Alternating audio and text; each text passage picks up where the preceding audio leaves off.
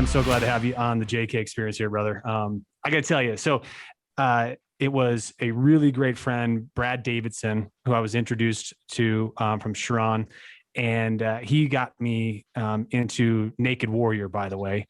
And obviously, I got the shirt on. I'm representing. You've obviously got the shirt on because you are the man, the CEO. And I got to tell you, dude, I really would love to know. I know we're going to talk about, the 26 years of military life that you're in. And of course, I know that you never really leave military life. It's always a part of you. It's just like me with baseball. It's always a part of my life, right? I just might not be having the uniform on, but I'm always an athlete, right? You always get that mentality. But I'd love to know, let's just jump ahead right now, because you've got an amazing, I love this Naked Warrior product line that you've got out there. I was really super intimidated by CBD, was never a proponent of drugs and marijuana for sure. Tell me, as a Navy SEAL, how did you get into that realm? That's a great question. So first of all, thanks for having me on here. I'm super excited to be here. I've ever since I heard your podcast with Sharon, I'm like, I need to connect with that guy. And then, through some other events we connected, and I'm stoked to be here. So first of all, thank you very much for having me on here. So on the CBD side, kind of my story is, after 26 years of service, I've got some baggage. Some of it is from the job that I've done, and some of it is from my personal life, toxic relationships and things like that. And what I would do is probably one of the most unhealthy things that you can possibly do is I have all this noise in my head, and then what I would do is I would drink myself to sleep at night. I would use alcohol as my medicine, some pharmaceuticals as my medicine to quiet this noise so that I can sort of wind down and then go to sleep. That is very unhealthy. Alcohol destroys your body, and it's really a bad way to go. But it's many people do it, and I know why they do it. So for me, I'm kind of the same as you. I'm a child of Nancy Reagan's war on drugs. Just say no. Marijuana bad. Drugs are bad. Okay, from South Park. But I was listening to a podcast going to work one day. Before CBD was cool. This was probably 2015. And the guy was talking about medical marijuana and, the medicinal benefits of it. And everyone knows about THC, but not very many people know about this other molecule in the cannabis plant called CBD. And I was like, well, I'm listening. What is that? And he's like, it's non-psychoactive. It does, it has helped many patients with, epilepsy to stop their seizures. It has anti-inflammatory properties. It helps reduce stress. It reduces anxiety, helps people sleep. All these other, chronic, it helps with chronic inflammation. I'm listening. Yeah. But I'm still in the military. I still maintain a top secret clearance. I am, I'm driving to work. Yeah. I'm not going to even attempt to really even research this thing. I don't even want to Google it, because that is a very quick way for me to become unemployed from the military, because there's a zero tolerance policy in the military for drugs. So alcohol is totally fine. Drugs are bad. So I retired from the military in 2018. CBD has just started picking up steam because in 2018, December 20th, 2018, Congress signed the Farm Bill, which made hemp legal and made CBD no longer a Schedule I drug. So that's really 2019 is when CBD really sort of ramped up. But a lot of people were talking about it. I was very interested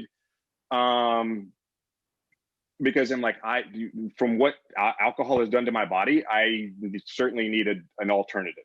Yeah. And so I was in Virginia in June of 2019. I'm interested. More and more people are starting to talk about it. And I talked to my buddy, Ray, who was a former teammate of mine. And I'm like, hey, Ray, we had lunch. And then I said, I'm going to go see if I can find some CBD here in Virginia, because what we have in Hawaii is probably not as good as what you have in Virginia. I don't know anything about this, but I want to try to, I'm researching. he's like, if you want CBD, I've got some at my house. I'll just give you a bottle and you can try it from there. So I tried CBD, and I don't know that if I noticed something super impressive right in the beginning, but over time, but I think I probably slept a little bit better that night, and I woke up a little less pissed off. So I like to say that water boils at 212 degrees. I was probably living at like 210 degrees. So it didn't take much to like trigger me and like push me over that edge. But I noticed over time, I probably went from like 210 to 205 to 200 to like 198 to like 180 over like a 30-day period. But it was nothing really significant. It wasn't like I took it and put it under my tongue and like rainbows and unicorns and like fairies. Like it wasn't anything like that. It was nothing magical. It was just this sort of like very slow, very incremental, kind of like you're working out. Like I don't see my body's not changing. I'm not losing my gut. I'm not whatever. I don't have the washboard that I want after like, 2 weeks of working out. It takes time. Yeah. But what I noticed is I just got further away from that boiling point. So triggers would just take me long. I can still hit it, but it just takes me a lot longer now to get there. And pains that I have in my joints and 26 years of running around with armor and falling down and jumping out of airplanes and blowing stuff up, there's some damage that has happened to me. And so I have pains that are just like, certain movements are just stabbing me like through the heart. And what I noticed is those pains no longer were stabbing me. They were still there. They're more dull now. So fast forward, I tried some other brands. CBD worked for me. And then I'm like, I want to get into this industry. I want to work for a company. I don't know. I want to learn more. And I'm at a business conference, and I met someone that was in the industry, and they were putting CBD into kinesiology tape, like rock tape or things like that kind of hold your fascia and things like that in place. And so they were to address the topical pain, sort of topically, and then the kinesiology tape does its thing. So I was like, oh, hey, you're in the CBD industry. Can I talk to you about CBD? And she was like, well, why don't you just start your own business? Because I wanted to like maybe work for her or something. She couldn't pay me. She wasn't like making, millions yet, but I was like, I can do that. So I just went home and I Googled like how to start a CBD company. And I found out that the industry is incredibly dirty. So you really need to be mindful about what CBD products you use. And so I dug deeper and deeper. And so what I ended up doing is I found the highest quality suppliers that are in the market. I still look today, and I haven't found anyone better than the suppliers that I use currently. Because, and what I mean by dirty is, 2018, December 20, 2018, CBD became legal. So now there's like a rush into the industry. Like, oh my God, get rich quick. There's CBD in gas stations and smoke shops and everywhere you look. Exactly. And so, like one of the things that I noticed as I was doing this research is the FDA has gone out and they've done, at this point, tens of thousands of like spot checks on different companies. And what they found is, many CBD companies that they found, they don't have CBD in them. They don't have the CBD they say they have in them. They have high levels, like outside the legal limit of THC in them. They have high levels of heavy metals, mercury, arsenic, lead, things like that, pesticides, herbicides. People are just like taking marijuana and like getting the, extracting the CBD molecule. There's depending how you extract the CBD, you can use different kind of solvents. And so these solvents are still in the product. And so there's not a lot of really high quality products in the market. Like I said, you can, like GNC has CBD, gas stations have CBD. And one time someone asked me, what's the difference between your CBD and the CBD I can buy in the gas station? I was like, what's the difference between the sushi that you buy in a gas station and sushi you buy in a sushi house? I mean, are you willing to roll the bones on what you're going to get when you try that? So it may not even be, who knows what that is. So that's sort of the long answer to how I got into the CBD industry. I didn't realize I was going to go down that road. It was really good. Our audience, our audience is, they're entrepreneurs. And, one of the things is like, you don't have a class that teaches you how to go from an idea to the concept of it, and then implementation of it. And then now that obviously you're out there, I mean, the name's out there and you're growing it. And one of the things I love talking to you about is that you're not on the other side of the fence yet, right? You're not there, and this isn't a multi-billion-dollar company that you've created yet. You're well on your way, and then of course that's obviously what the goal is. But you're grinding on it right now, man, and you're taking this much care with the product right now because you know at the end of the day it is on your reputation and these people that trust you. You know, you're the people that are in the military, professionals that like myself. That I mean, I don't want to have anything with THC in it, and I trust because I trust Brad. But now I know you. I trust you that the quality of the product that I'm going to be receiving from you is exactly what you say. So I love that you shared that process, and I really thought, man, what a great analogy you talked about with the boiling point, because I never knew how to explain when I started taking the CBD, you're right. I didn't just wake up one day like a completely new guy, completely like in control of all my emotions and like, you know, so chill. It wasn't that, but you're right. I would say over time, I've noticed that once again, my string gets longer before my fuse gets blown up, you know, it doesn't change you as a person. I think that's one thing that I think that is really awesome that you talked about, is that you as a person, you're not really like you're not really different. You just have a much longer fuse. Right. Yeah, exactly. It's you know, it's not psychoactive. I mean, there could be an argument that it is, because it does help to, you know, it interacts with your CB1 and CBD2 receptors, because, you know, I didn't know this before, but you have inside every mammal and fish is what's called an endocannabinoid system. So we produce endogenous cannabinoids. One is called 2-AG and one is called anandamide. Anandamide is very closely related to THC in that it's also known as the bliss molecule, and it helps with the upregulation of serotonin and things like that. So, you know, if you have like the runner's high, if you will, that's your body has created anandamide, and it feeds your endocannabinoid system. And the endocannabinoid system is this giant neuroreceptor that's connected to every other system in your body. Your respiratory system, your central nervous system, your digestive system, your immune system is connected to everything. So, I forgot where I was going with that. But anyway, but so CBD feeds your endocannabinoid system kind of like a multivitamin, and your endocannabinoid system, you have CB1 and CBD2 receptors, and those are, you know, from you know, your brain through your entire body. So so THC goes in and it binds with your CB1 receptors and creates that psychoactive effect. CBD is sort of the antithesis. So if you have a bad trip, and I've never used THC, so I can only say this you know, anecdotally, but THC goes and binds to those receptors, and if you have like a really bad trip, you can take CBD will go in and it will unbind the THC from those receptors and bring you back down off that high, if you will.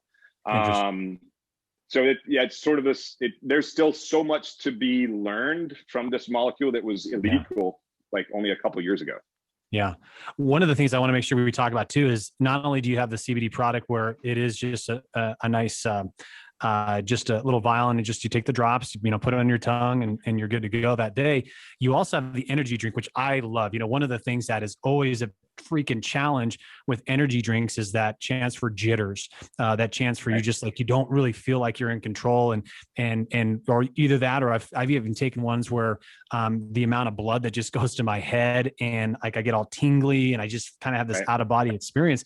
Man, this energy drink that you have, this packet that you have that you put into water, dude, it's amazing. It's so good, and it gives you the good type of energy so that that you have that longevity throughout the rest of your day. Right.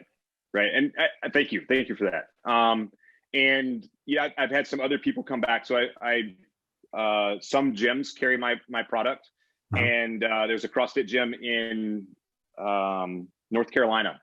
And the owner just like called me one day. She's like, listen, I didn't know that I had sort of this anxiety that I do, because I've been drinking your energy drink like every day, and I feel really good.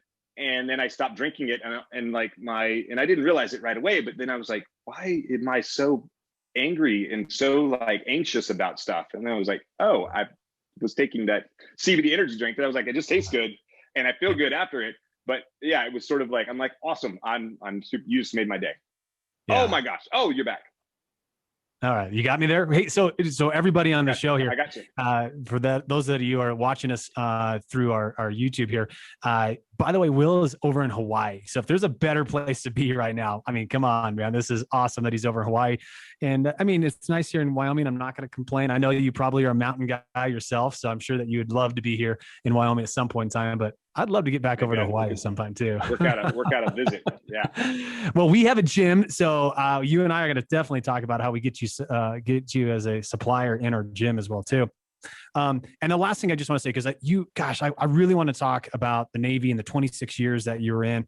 But the last thing I just want to tell everybody is, when I use that CBD, I use it for two reasons. One, if I know if I'm going to go into a high stress situation, maybe I'm going in there in a high stress negotiation, or maybe I know that I'm going to have some really challenging conversations that day with people that I know that I'm going to get that angst and I'm not going to be mentally as prepared as I need to be. Or I'm using it this way too, is we have baseball season. I got two boys that play baseball, 13 and 11. And I'm a little bit of a competitor as an athlete, and I'm a little bit competitive as a coach as well too. I've started taking those during our tournaments, and I tell you, it's great because I am a little bit more chill, and I feel like I'm so much more in control of my emotions, which is a great thing. I mean, that's the one thing that we know as parents and coaches, that there's a lot of bad examples of coaches out there. There's a lot of bad examples of parents out there when it comes to sports and athletics. And so I love that I have this product for myself personally. So if you're listening and you're one of those kind of people, you might want to look into this. And I know we're going to be talking about a discount for you here at the end of the show. So let's shift gears. I have a brother that was in the Navy as well. Talk about the energy drink just really quickly. Sure. And what you were saying just sort of reminded me of something. I got a customer feedback from it. So I also have a friend who has a jiu-jitsu gym, and he sells some of my products in his jiu-jitsu gym. And the guy, one of his students, his wife takes the energy drink, and she was able to get off taking Adderall by taking the energy. She's like, and I have the testimonial somewhere. And it's the gym owner sent me the testimonial, and then I kind of posted, sort of his words. And then she reached out, gave him her actual testimonial. And she was like, after taking, the energy drink, now I can still focus throughout the day like I need to, but I don't have the jitters at the end of the day like I do when I was taking Adderall. So I was I just wanted to throw that out there really quickly. Dude, this is not medical advice. This is not in any way making any claims. Yeah. But this was just an anecdotal, this happened. This was some feedback that I got. Dude, I'm telling you, that was an awesome piece of information you just shared, because I've got a really, really close buddy of mine that does take Adderall, and I am most certainly going to have this conversation with him about it. So thank you for saying that, dude. That's awesome. So let's shift. So yes, I've got a brother that was in the Navy, stationed over in Hawaii. I really felt bad for him, by the way, being over there. Right. And it gave us a great excuse when I turned 21 to come and visit him. But I mean, he tells me he was on a frigate, and so he was the one protecting the aircraft carriers, right? So I'm not sure if he really enjoyed the fact that he was on the frigate, but he did enjoy his time. And he met some of his best buddies during that time. And I want to talk to you about, the 26 years. And I got to imagine that you've still got guys that obviously are brothers to you, and just that camaraderie, that bond that you build with people when you're doing some really hard shit, and of course, obviously intense and so forth. That's the one thing I miss out of sports, is that locker room camaraderie. Just tell us a little bit about it, man. Not only did you go into the Navy, but you obviously had a desire to become a Navy SEAL as well. Why? Just tell me that mentality, by the way. Was it just because you've always wanted to be the best, or was this something that just kind of came to you? So I grew up in Mississippi. There's not a lot there. I liked hunting. I was heavy in Boy Scouts. We were very poor. And I always knew, I don't know how I knew, I just knew that I always wanted to be kind of like you knew that you want to be a baseball player. I wanted to be some sort of commando. And I didn't know what that really was. No one knew, Navy SEALs were not cool back then. No one knew. There were no movies, there were no books, there was nothing really out there. There were maybe a few things out there, but it wasn't mainstream media like it is now. But somewhat, I knew what an Army Ranger was. I knew what, sort of a Green Beret was. None of them really knew anything about the water. And I liked the water. I was a Boy Scout. I taught on the rifle range during Boy Scout camp. And then I became a lifeguard. And so I liked the water. I was very interested in like underwater stuff. I was interested in jumping out of airplanes and parachuting and things like that, shooting guns, hunting, playing capture the flag, running around the woods in camouflage. So that I was very interested in that. And so I knew that I wanted to be some sort of commando when I grew up.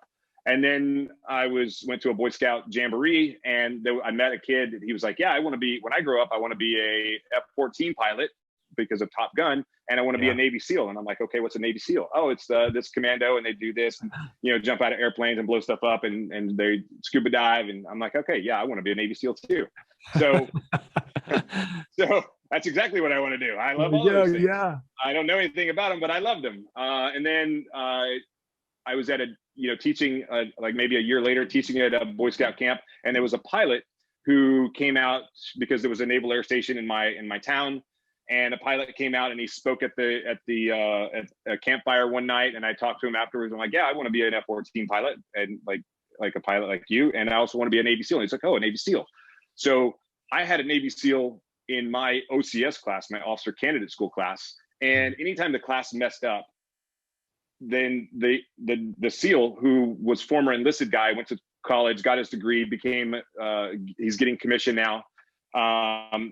Anytime the class messed up, the drill instructor would take the class leader out and do 8-count bodybuilders around the barracks for like an hour.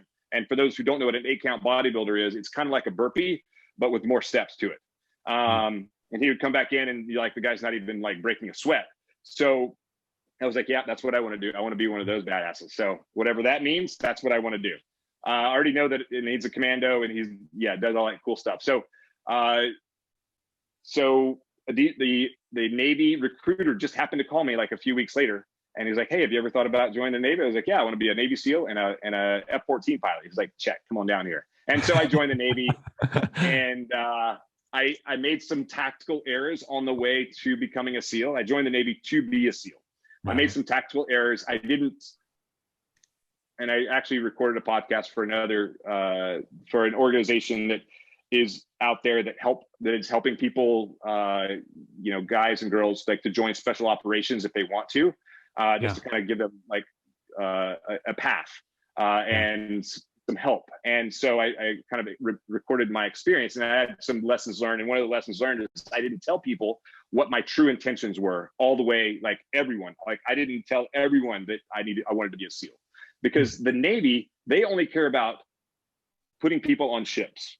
They do not care about the SEAL teams. That's a low priority. Like the reason that we're like the greatest superpower in the world is because we own the ocean. And that's because of the Navy. Yeah. Like your brother being on a frigate and all the things that he did, it's not sexy. And so what happened to me is I graduated in my technical school, which is called Gunner's Mate, that has nothing to do with guns. It has to do with like guns on a ship or missile launchers. It's hydraulics, electronics, and pneumatics. So nothing to do with shooting guns.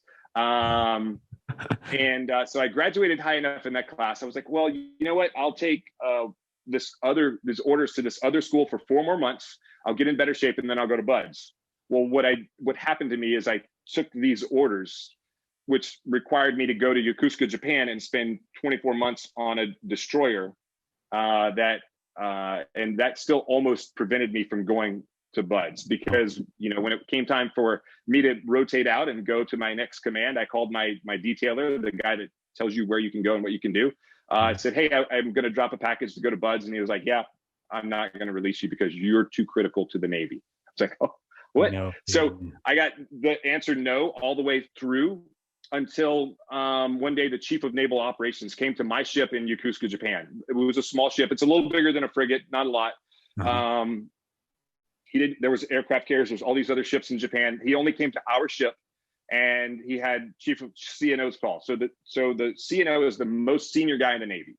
There's only 2 people more senior to him, and that's the Secretary of Defense and the President of the United States. Wow. So he came to our ship. He's like, asked, does anyone have any questions? This guy, hello over here. Yeah.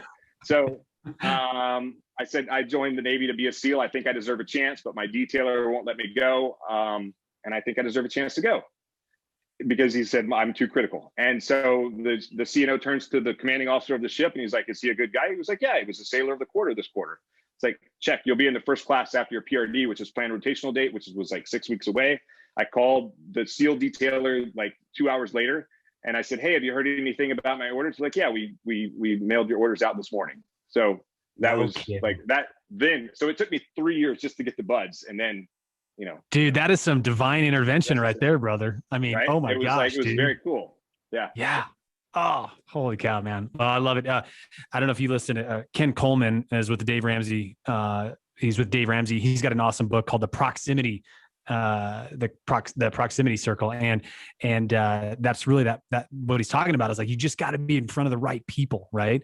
And for you to have that is just awesome, dude. I love that story, man. So when you got it, so tell us this. So one of my great friends is he was in the military for 20 years, was a Ranger. And, every once in a while he'll open up and I'm just so intrigued by that. Like many people are, right. It's just, you want to know something like just like as an athlete, a lot of people want to know like, well, what's it like in the locker room? What's it like on the other side of the white line? Right. I'm curious to know. So you go through BUDS and remind everybody, how long is BUDS again? So BUDS is 6 months long. Now it's more of a pipeline. But okay. the actual like BUDS training, the selection process is 6 months long. It took me a solid 13 months to finish a short 6 month. So yeah, I'm curious to know how many people went in that class with you, and then how many people actually graduated, or how many did you graduate with? So the class I graduated with was a summer class. So it was a little bit of a bigger class. And I'm not saying that a winter class is harder than a summer class, but it is. Mostly talking about Hell Week and just to kind of give you an idea, there was a class that graduated, or they haven't graduated yet, but they finished Hell Week about 3 months ago, maybe 2 or 3 months ago. They finished Hell Week. And I think they started with about 150. And they finished Hell Week with no more than 14 people. No kidding. Now, so I still have friends that are still in, and we were talking about it, and I don't know the final number, but it was no more than 14. Yeah. They'll pick up after Hell Week, they picked up guys that like rolled back or, got hurt or something like that. Yeah.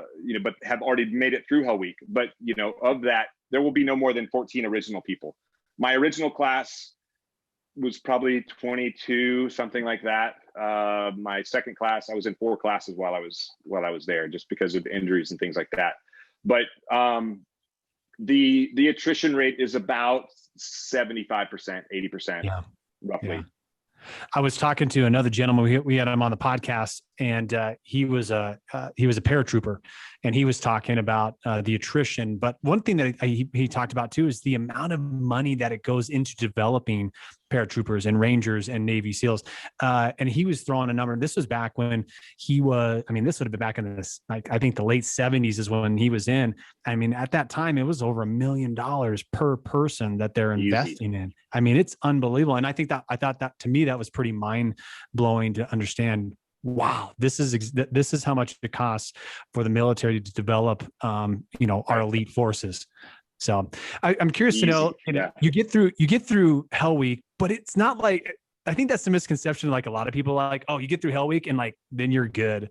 I'm like, I can't, but and I was like, there's no way, dude. So I'd love for you to just maybe set the record straight. Like, yeah, you survive Hell Week and it's still not fun. Because Hell Week is only like, Hell Week it's just like a check in the box. It doesn't mean anything. It means you graduated Hell Week. I have a buddy who went through BUDS from start to finish twice. No, he went through Hell Week both times. I know several people who've been through Hell Week more than once. Yeah. Hell Week. Actually, you know what? This is my thought on Hell Week. I learned Hell Week was cool. It sucks, but it's cool because I was able to learn some things about myself that I didn't know. I learned like how to push myself further than what I thought I could. And I mean, just sort of physically, mentally, I've kind of always, but mental and physical, they're completely intertwined.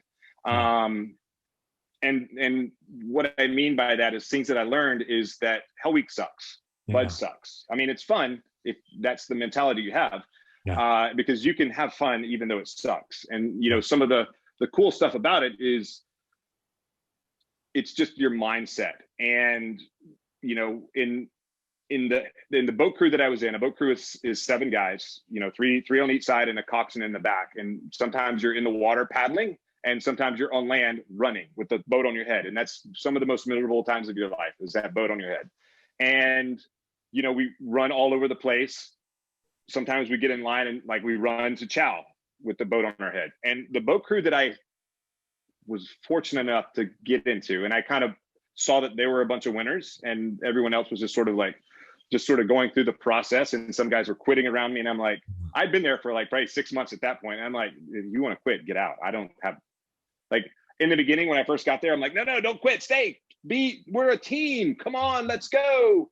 And then, you know, and these were like studs, like just like beasts of men that can like outperform me in every way possible. And they're like, I don't think I want to do this. I'm like, well, no, stay, you're better than me, you should stay. I want to stay, you should stay. But you can't change what people think or how they want to live their life. And then, you know, fast forward like after I've been there for a while and I'm like fighting to stay there and people want to quit, I'm like, see ya, get out. I don't care that I'm cold-hearted. I'm trying to, I have a mission now. So, and then I saw this boat crew, we're all, it's about how tall you are, because, you know, you don't want like a super tall guy and a super short guy like under the boat, because it just doesn't work. It's about teamwork. And I saw this boat crew winning and I was like, I want to be in, and they're all about my size. And then, like, you know, a bunch of guys quit. This was Monday. Hell Week starts on Sunday, Monday. And like, we got in a height line and I'm like, 1, 2, 3, 4, 5, 6, 7, 8, okay. And I made sure I was like in the middle of boat crew 3. And what I learned from those guys is that you're going to suffer. But every one of those guys who were plain Jane nobodies, they weren't like Jocko or Goggins or these they're just like regular dudes. Yeah. Every one of them wanted to suffer in the front, not in the back. And so that was a very important, like, it sucks. You're running to chow and you can get there later or you can get there first. So they always wanted to get there first. So I was like, oh, I have to learn how to like move and like keep up with them. So it wasn't, they were pulling me, they were pushing me. And so I was like, oh, it was a shift in my mindset. So, you know, doing hard things, it's hard, but do you want to suffer in the back or do you want to suffer in the front? So Hell Week it's just it's a speck on the radar. Yeah, exactly. And there are events that are much harder than Hell Week after Hell Week. There are events after Buds that are so much harder than Buds. And, you know, I was kind of like, oh, I graduated Buds, I don't have to work that hard. That is wrong. Once you graduate, that's when the real work starts. Like this was a selection process to see if you have what it takes to get to where you are now. Now is time to put in the real work. Like, oh, that was also an eye opener. I didn't know that. No one was telling me that. And fortunately, I had mentors in the SEAL teams that were like, yo, you need to get it together, my friend. Oh, okay. I got it now. You just have to tell me what my expectations are. I can take orders. It's fine. So dude, so many great metaphors that you were talking about that I think really apply to life. 2 things that really stand out to me, and I hope that people listen to this again, is first of all, is like, you can't make somebody not want to quit. You can't make somebody want to do something that they're not willing to do. And 100%. I know that we run into this as leaders. You know, one of the things that we talk about all the time is that we are leaders, not saviors. And what we try to do is we try to save people. We try to save so many people around us. And when you have that mentality of, no, I'm going to lead, and I'm going to, first of all, just like you were talking about, like, I'm going to lead myself first. And if you want to come, let's rock, dude. But I cannot, like, I can't do the work for you. And the other thing you were just talking about at the end there is once you get past a certain stage, the real work actually begins. Like, you really think that's hard. And it's just like, as an entrepreneur, right? You got the product out there. You know, I think about my book, like, I got the book out there and it's like, no, dude, like, I'm on base camp 1 and Everest is still like 300 more miles up that thing. And that's where it really gets bad. Right. It's the same thing with with Naked Warrior. Like, you've got the product, we got to get it out there now, right? And the real work is about to begin. So I just wanted to, first of all, just acknowledge that you just dropped some two great, awesome metaphors that I think people should definitely walk away with from the show and really be able to implement that into their life, dude. Awesome. I appreciate it. Yeah, I'm trying. I'm trying over here.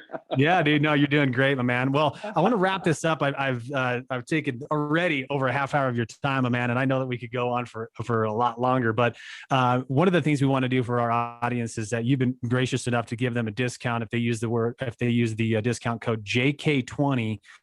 They go to your Naked Warrior site. I wanted you to give that site here. They'll get 20% off any of the CBD products. And it's not apparel, obviously, because apparel is separate, everybody. If you guys know the industry, we know that the apparel is it's a beast of its own. So for any of those products, but get a shirt, man. I got mine, and I will tell you, dude, I love it. We've got a number of products on our end as well, too, for Kingsman and JK and stuff. And this shirt, the stuff that you've got, man, they are comfortable, they're high quality, and they fit really, really well. So, and when you have something that says "Get Naked" on it, you can't help but draw some attention to you. So that's always a good thing too. So Give us your website, by the way. Can we talk about getting naked really quickly? Yeah, of course, dude. Absolutely. It'll be super fast. I mean, 5 minutes maybe. So just so getting naked, the Naked Warrior, it's about taking your ego off and setting that aside and because we all walk around with the ego. But also naked really stands for never quit, accept failure, kill mediocrity, expose your fears, and do the work.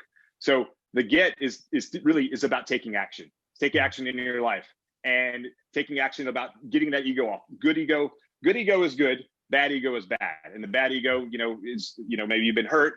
You went through a divorce, a breakup, or you lost a job, you did some and you walk around with this pain, and now you just think the world is against you. The world's not against you. You just have to, but you need to find help. And whatever that help is, you have, in order for you to get the help that you need, you have to take that ego off and find it. And you can't heal that problem while you're wearing, because the pain will just fester. So take the ego off, get naked. And again, it's never quit, accept failure, kill mediocrity, expose your fears, and do the work, and take action. So my website is nw-recovery.com, and NW is for Naked Warrior, but I changed it to NW because I didn't know if people wanted to put naked in their search engine. Good idea, but you by can the type way. out you can type out Naked Warrior Recovery also, and that'll get you there. So so you guys, so the Get Naked, what that stands for, here's what we're going to do. We're going to have you back on, and let's do another podcast, and let's dive deep into that Get Naked and what that means and how people can implement that in life. Now we've crested this open. They know who you are. They know why they want to continue to keep listening to you. They're excited to hear from you. Let's take a deep dive into that, because it is what you're doing, even though you've got an amazing product line, is really powerful. And I absolutely love it too, because it's inspiring me, and it really aligns well with the way that we've got our mentality as well too. So I'd love to just take another show to just dive into that, if you're good with that. Awesome. Yeah, let's do it. Okay. Fantastic. All right. So we got the website. We got the JK20. If you put in there for the discount code, you can get this product. And I will tell you guys, I highly recommend this. This has been one of the best things that I've put into my health and my vitality. And honestly, just my rage every once in a while that I have, and the excitement that I get as a coach, and also just as a competitor in life, man. So it's been awesome for me. So Will, man, I appreciate this time with you, and I'm looking forward to the next time we get an opportunity to sit down and chat. Can't wait. All right. Well, hey, everybody, you guys know that the price for this show is that you got to give this to somebody. And today was awesome. My man Will really brought it, and he got some fantastic nuggets that I know that you guys should be walking away from here. So pass this along, and as always, we appreciate you. We'll talk to you very soon.